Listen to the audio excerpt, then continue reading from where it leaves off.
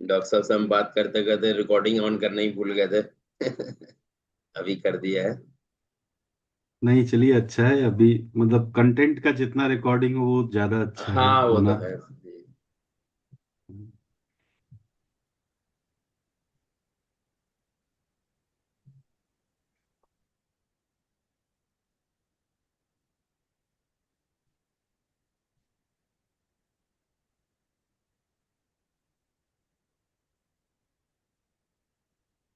काफी लोग तो आ गए हैं वैसे लग रहा है।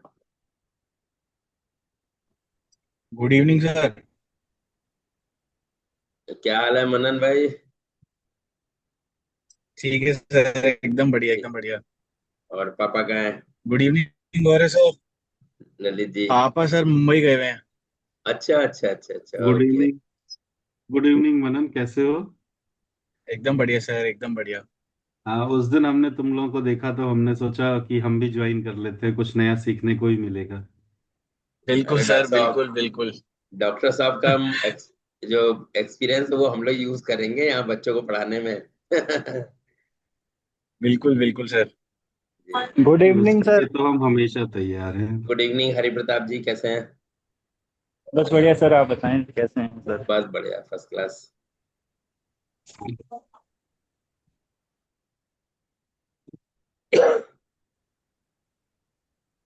तो लास्ट टाइम का कुछ कंटेंट याद है आप लोग को?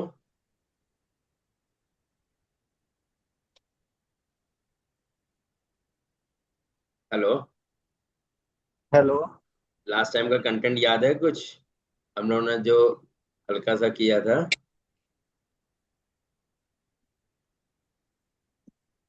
इसको रिव्यू कर लेते हैं।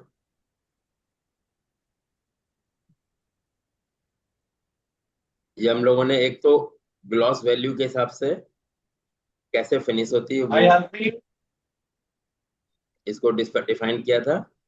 एंड बेसिक बेसिक चीजें हम लोगों ने की थी कि पाउडर कोटिंग कितने तरह की होती है: pure epoxy, hybrid, pure polyester, polyurethane और super durable polyester. Pure polyester होता है ये।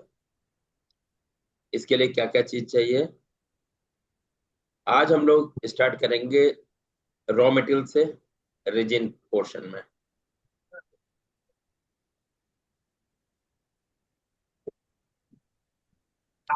ये स्क्रीन दिख रही है आप लोग को? Sai consultancy. Yes sir. Yes sir. Okay, good. So आज हम लोग स्टार्ट करते हैं रॉ मटेरियल। तो जो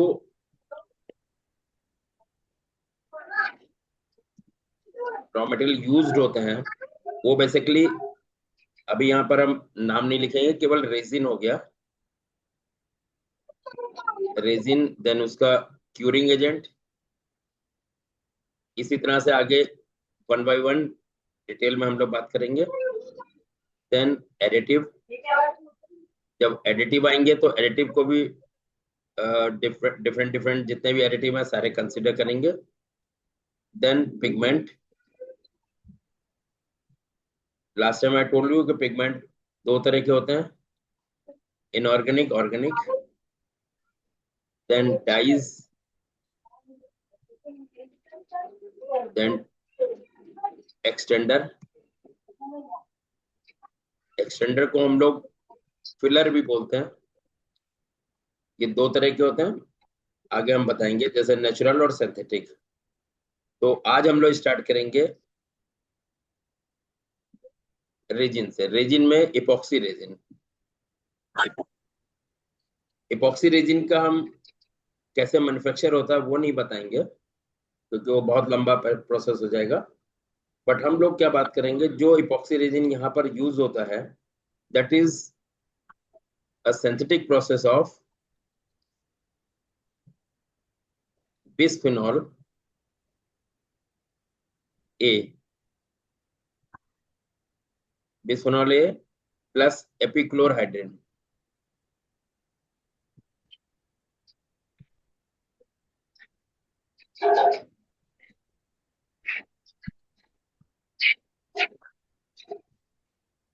एपिक्लोराइडिन इनके सिंथेसिस से बनाते हैं।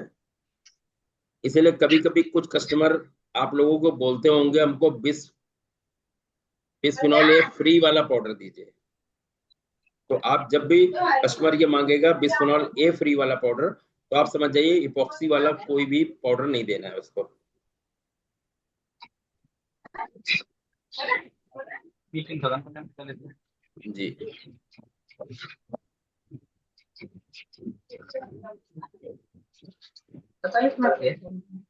यहाँ पर आज हम जो डिस्कस करेंगे, I have a brochure of Kukdo epoxy manufacturer.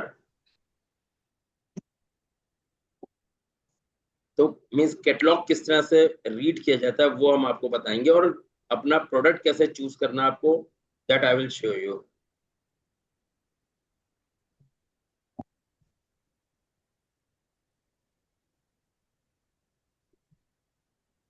This catalog is visible to everyone. Hello. हाँ जी, हाँ जी, Okay. Yes Okay. यस।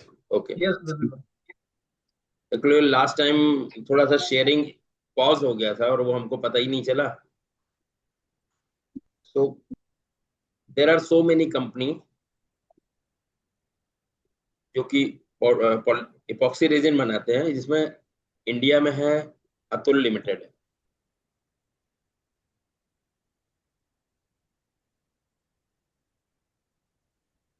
और दूसरी आ गई है हिंदुस्तान। अभी तो इसको सेल आउट हो गया है डीएसएम। खैर पूरा और नाम भी है उसका, DCM Shriram, DCM. DSM, yes DSM, DCM Shriram.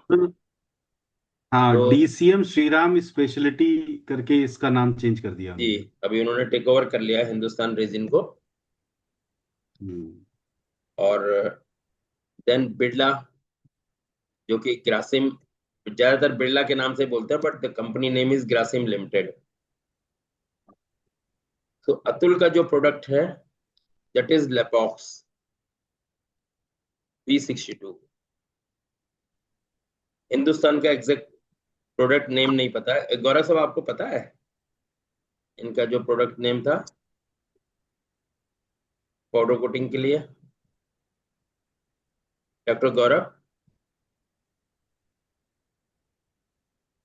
Kuldeep ji, actually उनका जो सॉलिड इपॉक्सी रेजिन था ना, दैट हैज जी not gone through much in the market. हाँ, that's don't have the they are exact. Good in, they good in 100% liquid, Okay. But Okay.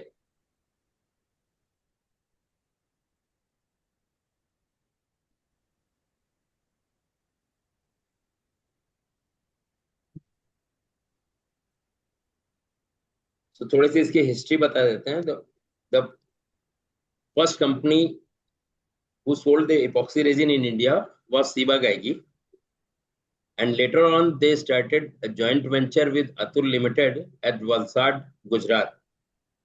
Their Atul Limited was producing the product and Ciba Geigy was selling the product. The joint venture was Ciba Atul. So later on Ciba Geigy and Atul get aparted, and later on Ciba Geigy wind up the business from India. So this Birla Grasim, they are taking material earlier from Thailand. Now they have started production in India also. And there are some companies, Chinese, in China, all the epoxy resin are E12. Any like in India, different company have a different product name, but in China, every company has the same product name. I don't know why. Either E12 or E14. The maximum consumption is of E12, maximum import in India. And now Kugdo is also there. So I'm sharing the Kugdo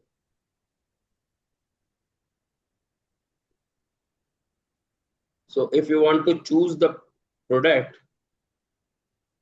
just see the brochure of any company. Depending on the properties and grade, they have defined all these. And depending on characteristic, then you can ask for detailed TDS. TDS means technical data sheet. उसमें आपको एक एक product की पूरी define करके होगा. अभी जैसे यहाँ पर वी आर डिस्कसिंग के epoxy equivalent weight, this is 175, 190, means these are for liquid paint, semi solid liquid paint. These are not for powder coating. और आप देखिएगा इसमें इन्होंने पाउडर कोटिंग के लिए लिखा भी होगा. ये स्टैंडर्ड सॉलिड आ गया, but this is not for powder coating, this is for laminates, solvent epoxy. ये दे तो यानी आपके लिए मतलब कि इस तरह से बिल्कुल डिफाइन होगा, क्लियर कट, कि आपके लिए प्रोडक्ट कौन कौन से हैं. सो अगर यहां पर बात करेंगे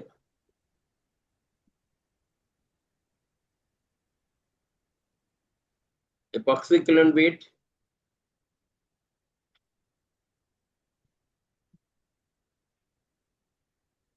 for powder coating, epoxy characteristic, epoxy equivalent weight should be 750 to 850. No, 700 to 800, यानी एवरेज इज 750.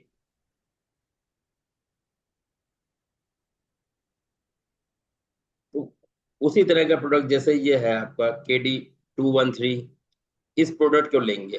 अदरवाइज आप दूसरे प्रोडक्ट ले सकते हैं जिनमें इपॉक्सी इक्विवेलेंट वेट डिफरेंट है, बट आपके केमिस्ट्री जो आप इसके लिए पॉलिस्टर लेते हैं 70-30 रेशियो या 50-50 रेशियो, वो रेशियो चेंज हो जाएगा. इसलिए जनरल जो मैक्सिमम यूज है वो आपका इपॉक्सी इक्विवेलेंट वेट, ये वाली कैटेगरी आप लीजिए. ये देखिए यहाँ पर इन्होंने दिया हुआ है जनरल पर्पस या hybrid system. But as a R&D person हम थोड़ा सा आपको रिकमेंड करेंगे KD 214C भी लेने के लिए. मतलब जब आप फॉर्मुलेशन करें तो 213 एंड 214C थोड़ा सा आप इनकॉर्पोरेट करिए. उसका रीजन यहाँ पर दिखेगा.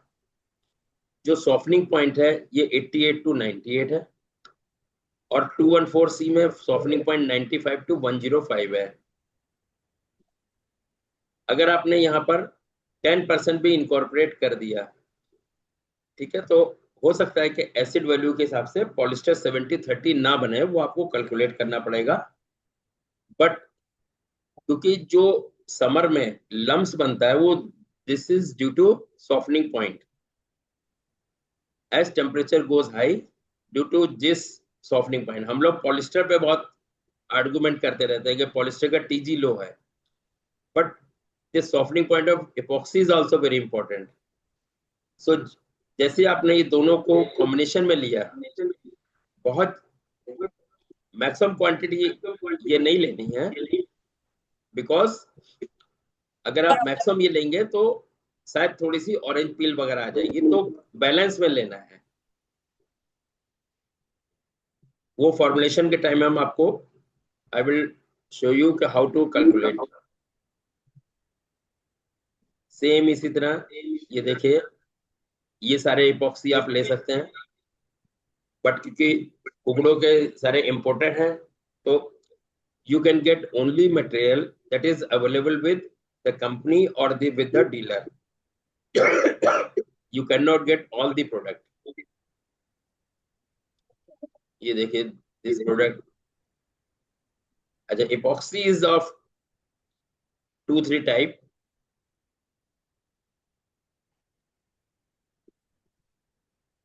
एक तो लिक्विड हो गया, liquid epoxy. Then type 3 epoxy.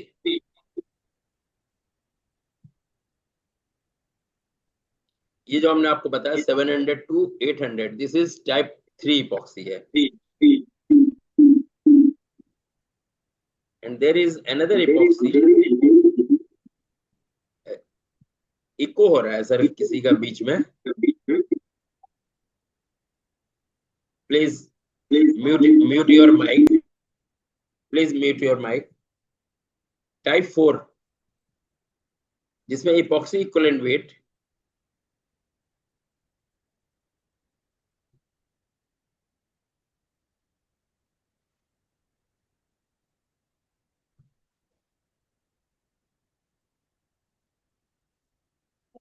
ये आपका 850 टू 950 भी ले सकते हैं,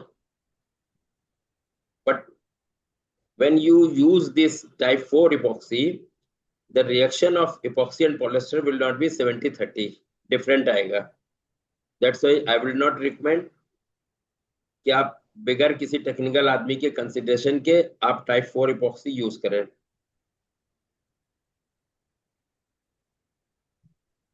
इसी तरह से देखिए हायर मॉलिक्यूलर वेट, और ये देखिए यहाँ पर क्लियर आ रहा है पाइप कोटिंग यानी can coating, different different brochure से आप यू कैन गेट आइडिया कि कौन सा प्रोडक्ट आप लें।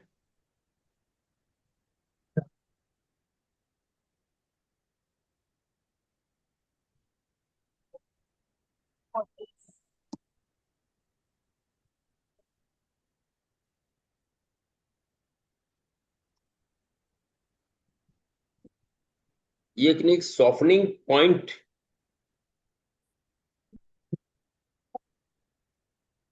ये वर्ड बहुत गलत है, जो हर जगह आपको सॉफ्टनिंग पॉइंट दिखेगा, but this should be softening range, because ये रेंज रहती है। ये चाहिए आपको 90 टू 100,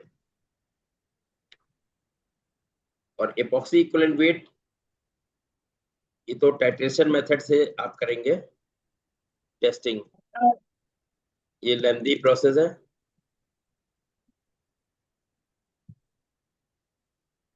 अगर कभी टेस्टिंग में आएगा तो हम टाइट्रेशन का मेथड आपको पूरा दिखा देंगे। और सॉफ्टनिंग पॉइंट ये बॉल एंड रिंग मेथड से करते हैं।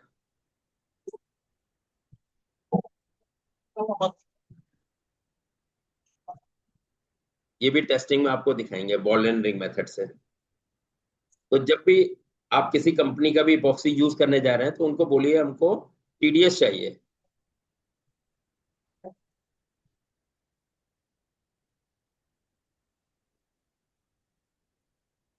टेक्निकल डेटा शीट चाहिए। टेक्निकल डेटा शीट में आप ये दो इंपॉर्टेंट क्वेश्चन पॉइंट हैं, इन दोनों को जरूर चेक करिए।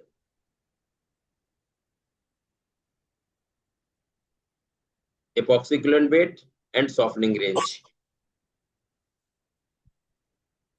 नेक्स्ट हमारा रेजिन आता है पॉलिस्टर रेजिन।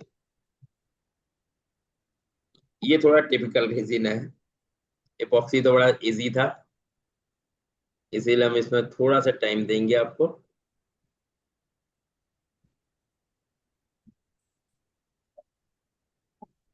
जब हम हाइब्रिड पाउडर बनाएंगे तो वहां पर हमको चाहिए होगा epoxy एंड पॉलिस्टर।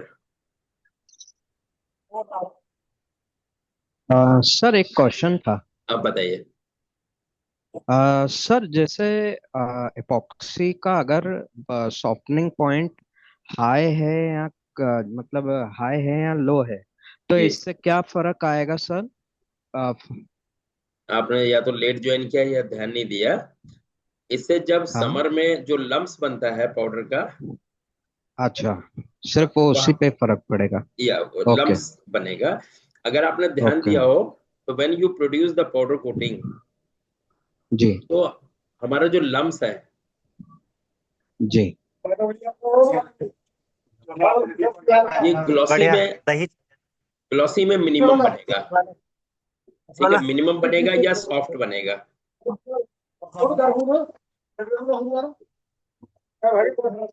ग्लॉसी में मिनिमम बनेगा, और जैसे जैसे हम इसके बाद नीचे आते जाएंगे यानी मैट की तरफ चलेंगे, तो मैट मींस ग्लॉस लेवल जब 15 या 10 के आसपास होगा उसमें बनेगा मैक्सिमम, मैक्सिमम तो नहीं more, but dead mat.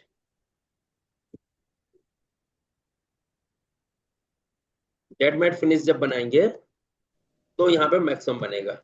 Even कई बार ओके ऐसा भी होता है कि आप powder you are producing the powder and air lock से सीव से निकलते क्रेट में ही वो लम्स बन जा रहा है, आपको रिसीव करना पड़ेगा उसको, ये बहुत इंपॉर्टेंट है। तो ये सारा ये आपके इसी पर डिपेंड करता है, सॉफ्टनिंग पॉइंट पे। ओके।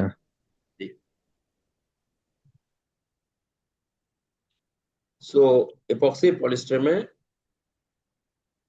में डिफरेंट केमिस्ट्री है।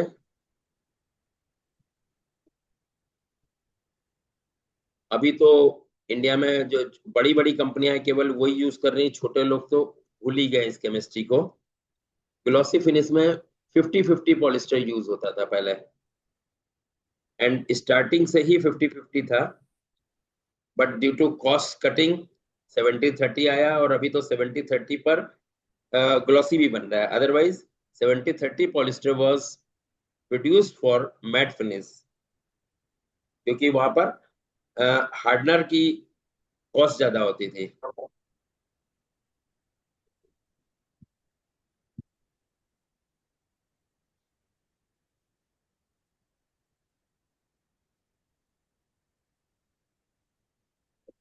फिफ्टी 50, देन 70-30,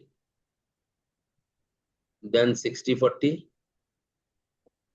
हमने कहीं तो देखा है कि 80-20 भी आ रहा है, that is for only matte, लेकिन उसमें मैकेनिकल बहुत पुअर रहता है, फ्लो बहुत अच्छा मिलेगा आपको।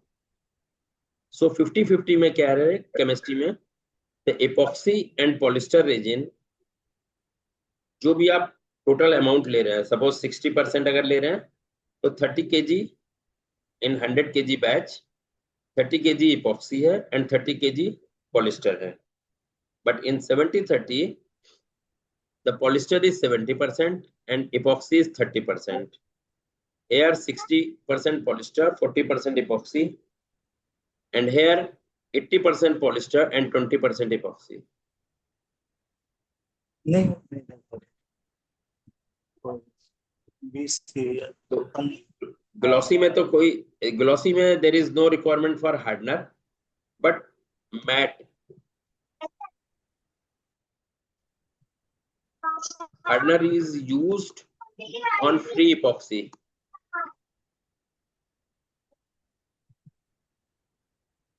ये बहुत इंपॉर्टेंट चीज है हमने, क्योंकि I have seen so many company कि उन्होंने 70-30 का फॉर्मुलेशन लिया और उसमें अंदाज से they add the hardener without calculating on epoxy resin.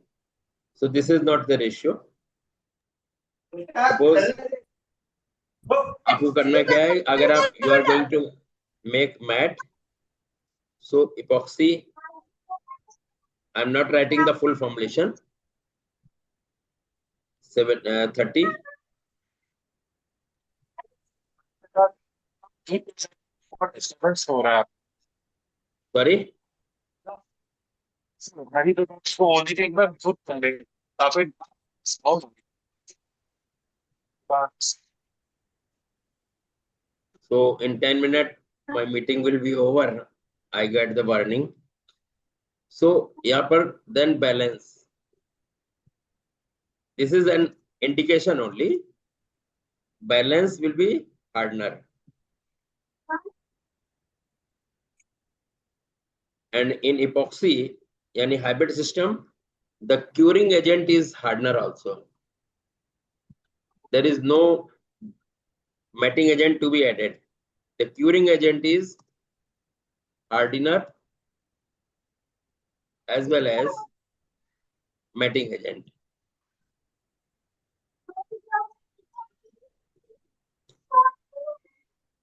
So based on the difference, देखिए यहाँ पर 60-30, 70-30 की जगह 60-30 के यहाँ जो डिफरेंट बैलेंस इपॉक्सी आएगा, you can add 7.5% PHR.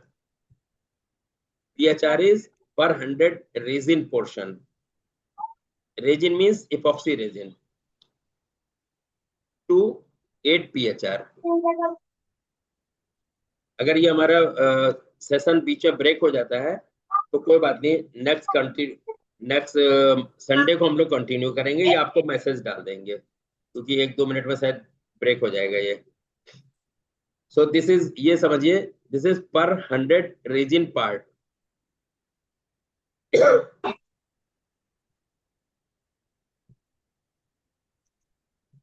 सो 70-30 आ गया। देन आ जाता है पॉलिस्टर। Polyester carboxylic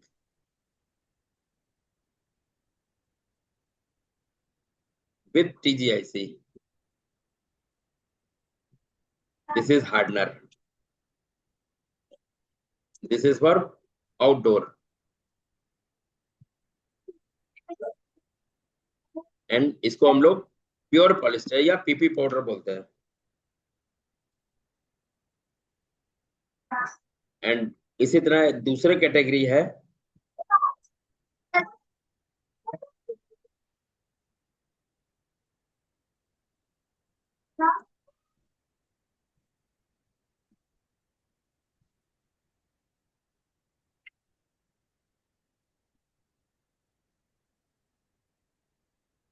HAA। आपने नाम सुना होगा HAA, but the polyester will be different here, not the same of TGIC.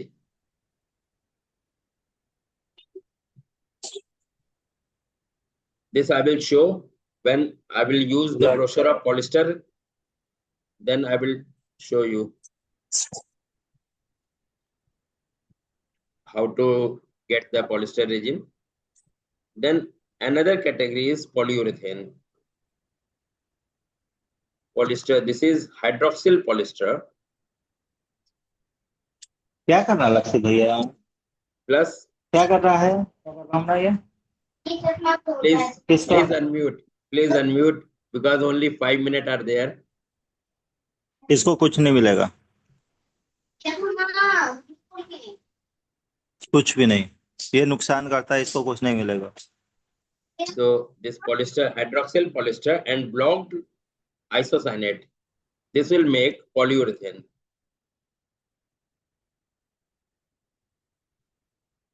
And this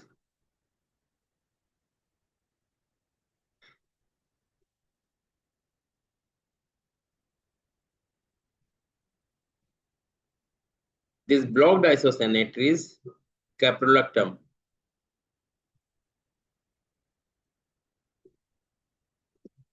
Caprolactam is the blocking agent.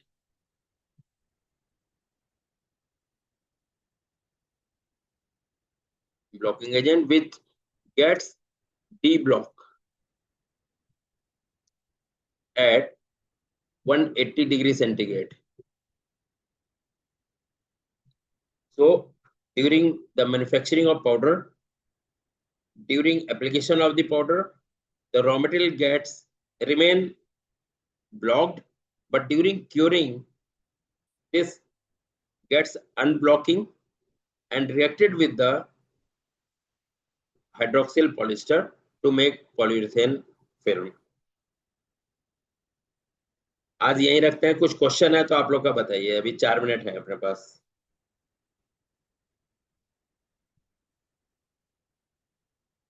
Hello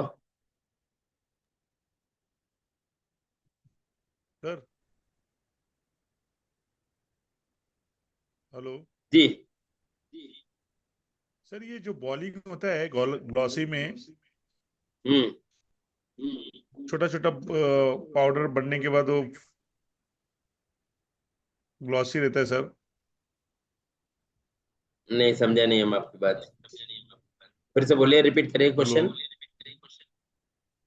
sir, ये जो powder जो हम लोग ग्राइंडिंग करने के बाद जो छोटा छोटा बॉल जैसा होता है जी, उसका क्या रीजन रहता है सर?